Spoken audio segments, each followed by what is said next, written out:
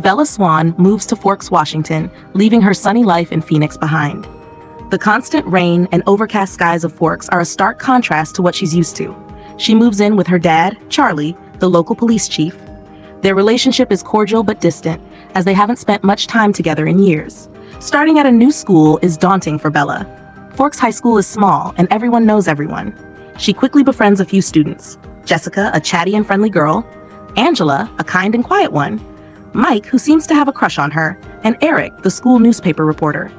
But Bella's attention is drawn to a group of students who stand out. The Cullens. They are beautiful, pale, and distant. They sit together at lunch, never interacting with anyone else. Among the Cullens, Edward stands out to Bella. He's incredibly handsome, but always seems aloof and uninterested in those around him. In biology class, Bella is assigned to sit next to Edward. When she arrives, Edward reacts strangely, almost as if he's in pain. He clenches his fists and seems to be struggling to stay in his seat. Bella is confused and hurt by his reaction. As soon as the bell rings, Edward bolts from the room. Bella is left wondering what she did to upset him. For several days, Edward avoids Bella entirely. She can't help but feel curious and a little hurt by his behavior. Then, one icy morning, everything changes. Bella is standing by her truck in the school parking lot when she notices a van skidding on the ice, heading straight for her. She braces for impact, but it never comes.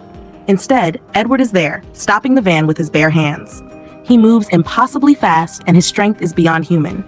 Bella is stunned and confused. How did he get to her so quickly? And how did he stop the van? After the accident, Bella confronts Edward, demanding answers. Edward is evasive, telling her she wouldn't understand. He warns her to stay away from him for her own safety. Bella is frustrated, but determined to find out the truth.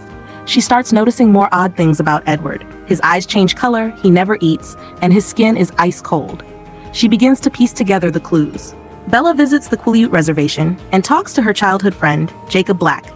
Jacob tells her old tribal legends about cold ones, vampires. Bella does more research and becomes convinced that Edward is one of these cold ones.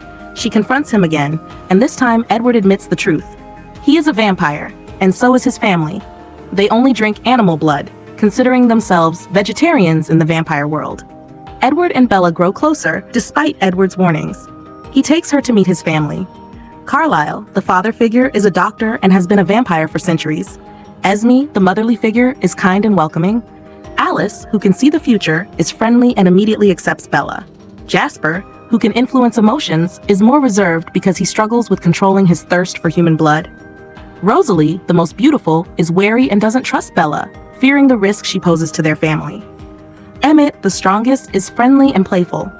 Edward takes Bella to a special place in the forest where they can talk openly. He shows her his true self in the sunlight. His skin sparkles like diamonds.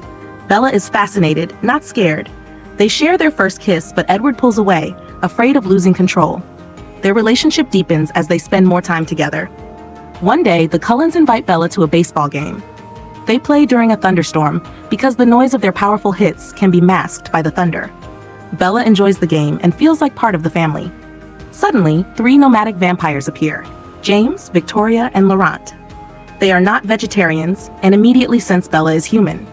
James, a tracker, is intrigued and decides to hunt her. The Cullens are protective of Bella and quickly devise a plan. Bella will go to Phoenix with Alice and Jasper to hide.